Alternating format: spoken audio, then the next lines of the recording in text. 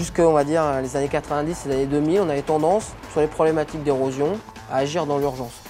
L'Europe est, on va dire, tirée par les pays du Nord, type Hollande ou Angleterre, qui ont une expérience déjà un petit peu plus élaborée et surtout beaucoup plus longue. Les préconisations sont de dire on met en place un suivi sur le long terme, on comprend comment fonctionne notre environnement et ensuite on va mettre en place des aménagements ou des solutions pour lutter contre l'érosion en connaissance de cause, en connaissant notre environnement et surtout en connaissant l'impact de ce qu'on va faire pour les années futures. On s'inscrit dans cette démarche-là sur différentes problématiques, que ce soit érosion, les processus aussi d'envasement des ports, pérennisation des ouvrages côtiers, qualité des eaux de baignade. Donc la cellule de transfert Cassaget, qui est une cellule de transfert de l'Université de Pau et des Pays de l'Adour, qui est adossée au laboratoire des sciences appliquées au génie civil, donc situé à l'UFR sur ces techniques de la côte basque à Anglet. Donc l'objectif de cette cellule de transfert technologique, c'est de valoriser les compétences et les équipements du laboratoire vers les collectivités locales. Parce qu'il y a pas mal de choses qui sont faites d'un point de vue universitaire. L'objectif d'un laboratoire universitaire, ce n'est pas forcément directement de travailler avec les collectivités locales, d'où la nécessité d'avoir une structure à l'interface pour utiliser ses compétences et ses équipements et en faire profiter les collectivités. Donc ça peut être le conseil général, les communes ou la région. Cogita System a été développé en collaboration avec Asti Technalia, donc qui a installé une station au niveau de Mundaka, donc site très connu de l'autre côté de la frontière. Donc c'est très intéressant pour nous d'avoir une collaboration transfrontalière parce que d'une part ça nous permet un petit peu de confronter nos résultats et puis on est sur des échanges scientifiques très dynamiques et en plus on est encouragé également par les collectivités pour se rapprocher de nos voisins espagnols. Donc on est très content de développer ce système en collaboration transfrontalière. Le principe de la vidéo-quantification numérique est basé déjà sur deux principes fondamentaux. Le premier consiste à prendre des images qu'on appelle Timex. Donc une image Timex, c'est une image prise toutes les secondes. On va prendre donc, ces images toutes les secondes pendant 10 minutes et moyenner. Ça nous permet d'avoir de façon très précise la position moyenne du trait de côte sur ces 10 minutes et également la position moyenne du déferlement des vagues, ce qui nous permet ensuite de connaître la morphologie des bancs sableux. Le deuxième gros concept, c'est la technique de photogrammétrie qui permet de transformer une image oblique en une image plan.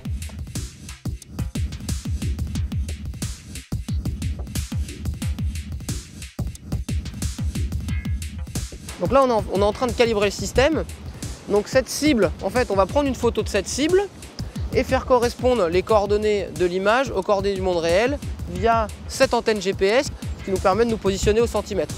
Donc là, pour chaque image prise par le système vidéo, on va relever une dizaine de points qui nous permettent en fait après de transformer les coordonnées images en coordonnées monde. On ne prend pas de séquence vidéo avec ces caméras, on va prendre des images. Et l'une des particularités, c'est qu'on va prendre des images à très haute fréquence, une image toutes les secondes, ce pendant 10 minutes, donc ça fait 600 images. Et ça nous permet de moyenner ensuite l'image pour avoir la position exacte du trait de côte et des déferlements des vagues. Connaissant la position de ces déferlements des vagues, on connaît la position des morphologies sédimentaires. Donc ça, c'est très important. Et puis, pourquoi 4 caméras? C'est pour avoir l'emprise complète de la grande plage de Biarritz, du large jusqu'à la limite des habitations. Quelle est la finalité de ce type d'application? Concernant l'objectif du projet de recherche qu'on a sur les plages de Biarritz, on va dire qu'il est à moyen terme, c'est-à-dire que l'étude va durer 4 ans. Alors pourquoi 4 ans? C'est-à-dire que les plages sont assujetties à des mouvements saisonniers, c'est-à-dire que les plages ont tendance à démaigrir en hiver et puis à se réengraisser l'été sous l'effet des houles estivales. Donc le fait d'avoir déjà une période de 4 ans nous permet d'avoir accès à ce signal saisonnier et puis d'avoir un petit peu aussi les tendances sur un petit peu plus long terme. Donc l'idée, c'est d'accompagner la collectivité pour la gestion de la problématique d'érosion, pour l'aider à faire soit des rechargements artificiels, soit dissiper l'énergie de la houle. Donc on utilise différentes techniques, dont la vidéo qui nous permet, elle, d'avoir des données à très haute fréquence et pour être réactif, par exemple, travailler en collaboration avec les services techniques de la ville. En fait, l'avantage d'un système comme ça, c'est qu'il peut être à la fois utilisé simplement, par exemple, pour faire un trait de côte mensuel, mais on peut aller beaucoup plus loin, à étudier des processus très fins, à très haute fréquence, en prenant des images à très haute fréquence, type à 2 Hz, où là, on va avoir directement accès aux processus liés au déferlement des vagues ou des choses comme ça. Donc en fait, c'est un outil qui est à vocation recherche et également à vocation directement applicative pour les collectivités. On a une démarche qui était préconisée par l'Union européenne déjà depuis quelques années, qui consiste à mettre en place du suivi sur le long terme.